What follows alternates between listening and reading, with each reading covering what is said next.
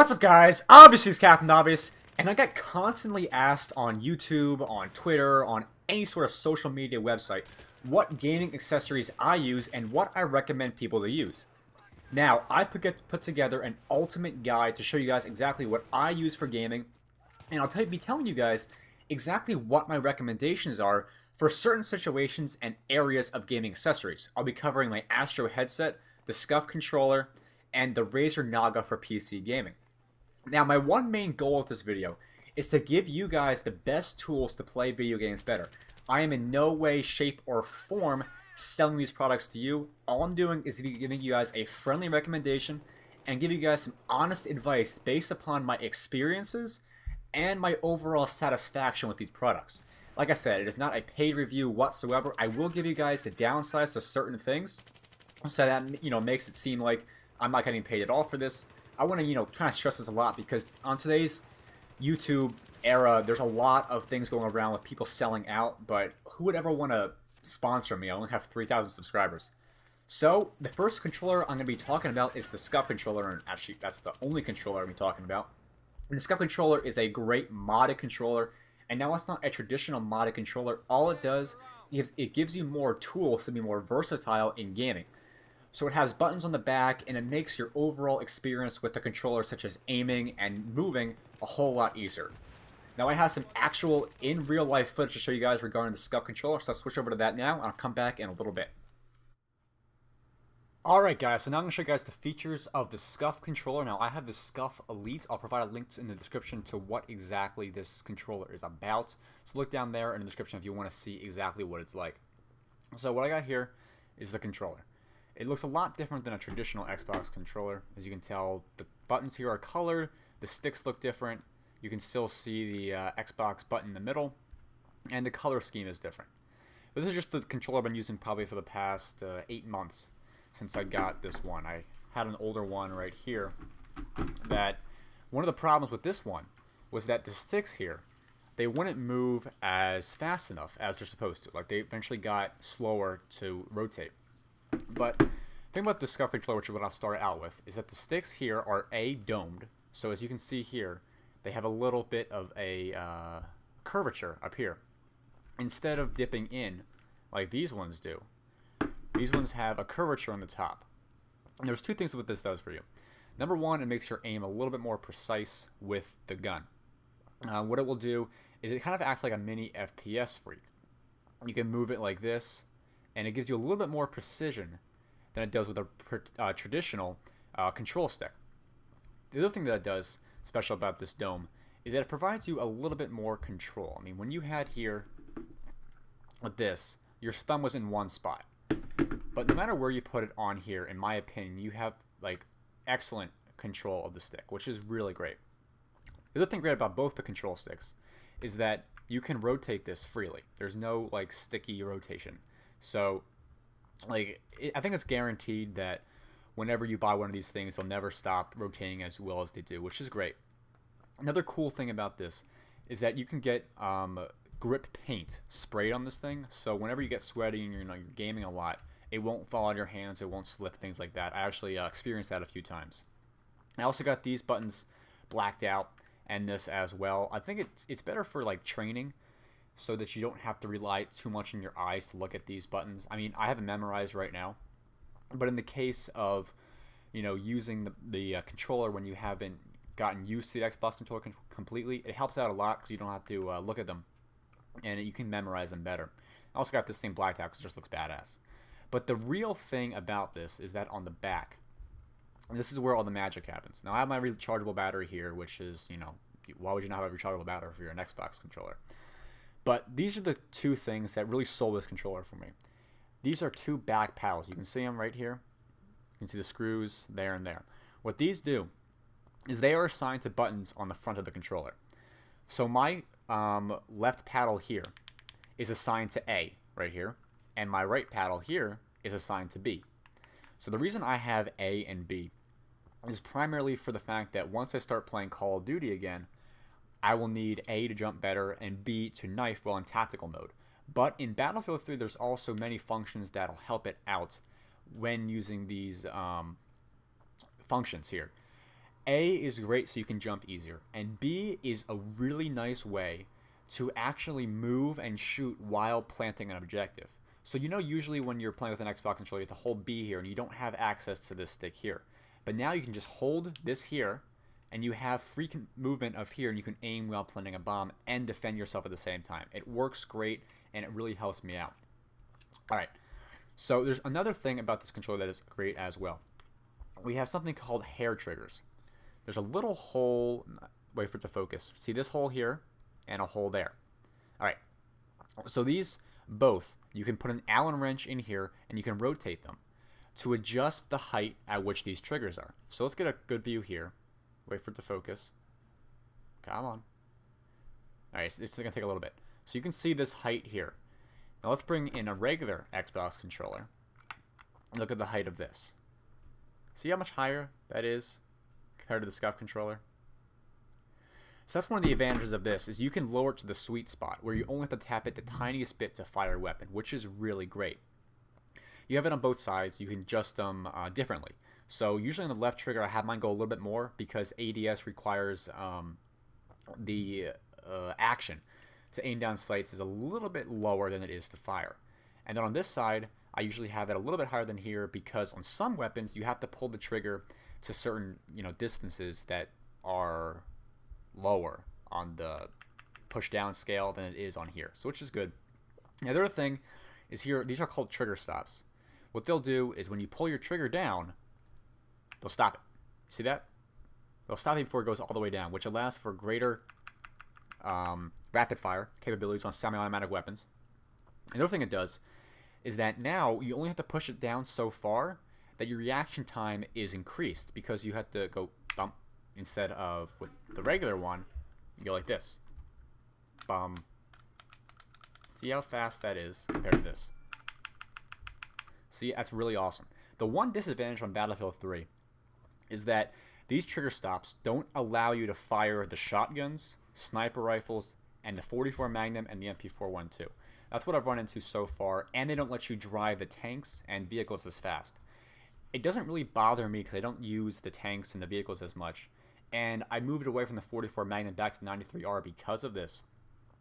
Because I don't use those weapons as much, it helps me out more on the other ones, which I use more, which is great. But in the case when I have to use a sniper rifle or a shotgun for the armory or Road to Recon, you just take them out and things like that. It works fine, don't have to worry about it.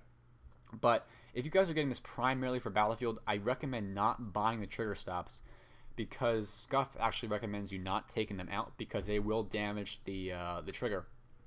Because as you pull it out, it weakens the screw in there, and it can be bad over time. So if you're getting this primarily for Battlefield 3, do not get the trigger stops. But if you are getting it for different games, like I am for Call of Duty, actually, then you should get them because the pull down time on the trigger is exactly the same for all the weapons.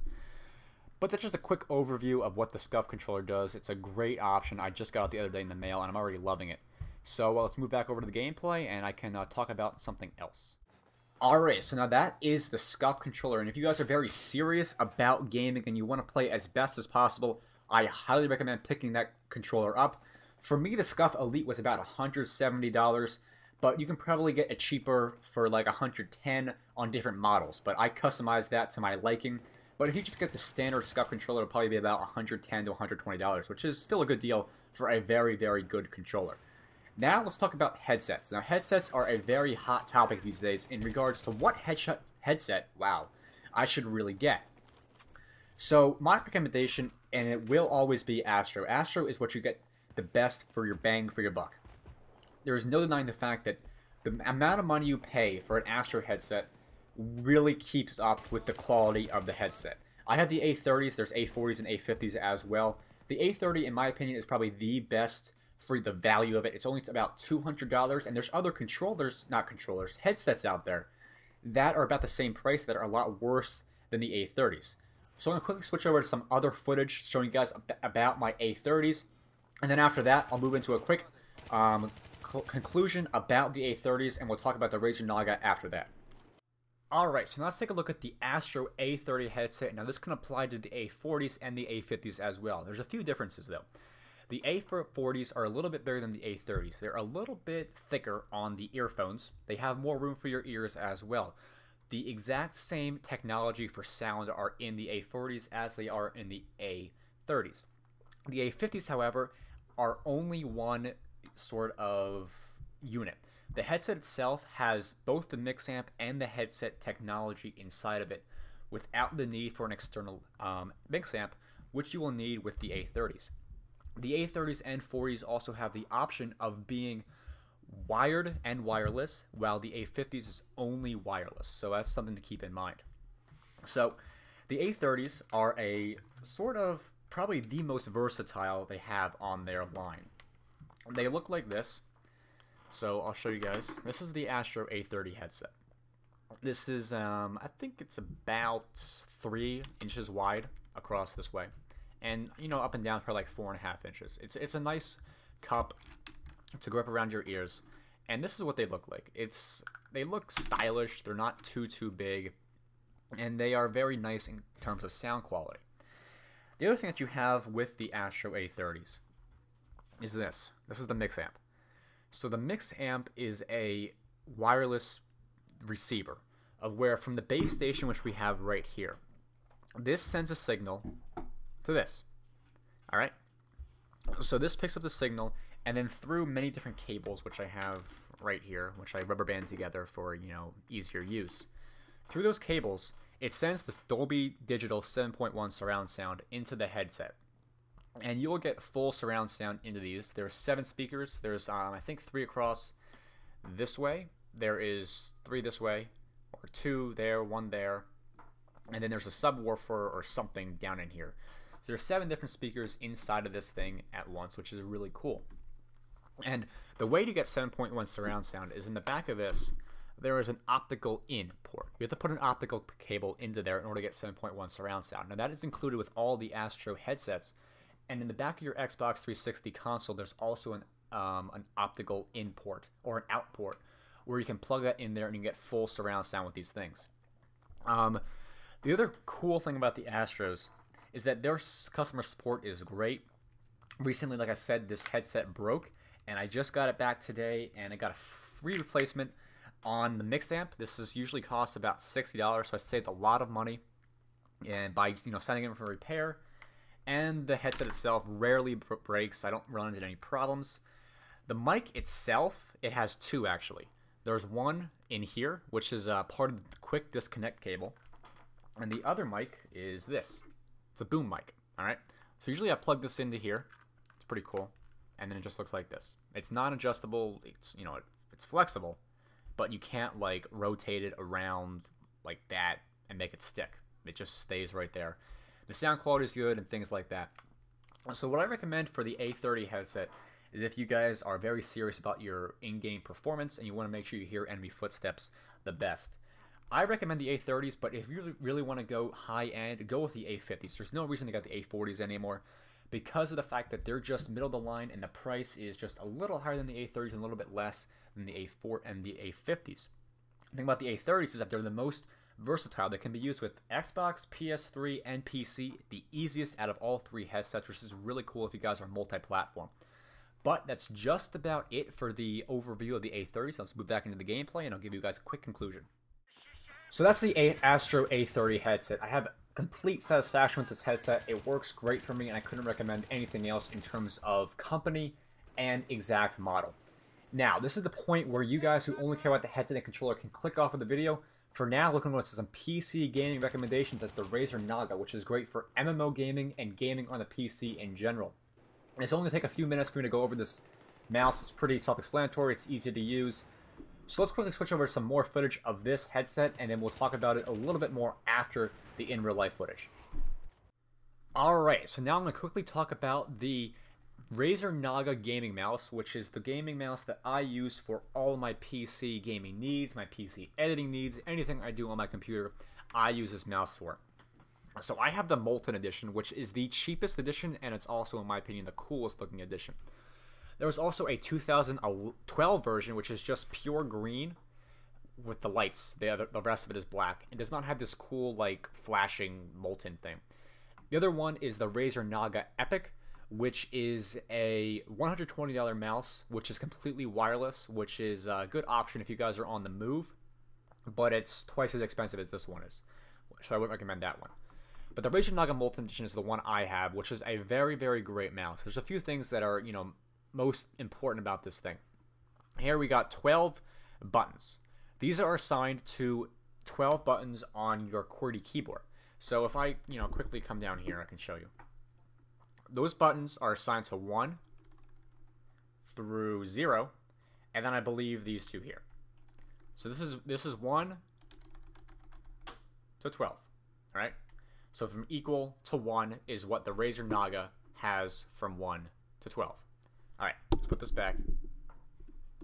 All right, so now, the other cool things about the Razer Naga is that you have these two little buttons here. These can be assigned to any function on a computer. You can have it like this button here can open up your calculator. Whatever you want it to do, it can do.